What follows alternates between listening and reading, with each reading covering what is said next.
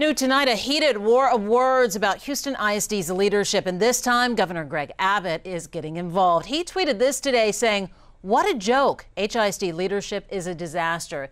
Their self-centered ineptitude has failed the children they are supposed to educate. If ever there was a school board that needs to be taken over and reformed, it's HISD.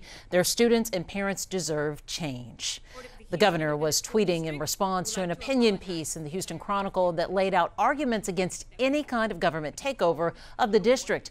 The article suggests a lack of funding and state-mandated standardized testing are some of the reasons schools are struggling. One of the authors of the opinion piece, Sarah Becker, responded to the governor's tweet with a tweet of her own telling him, quote, "It's your failed policies that have gotten us to this point, sir."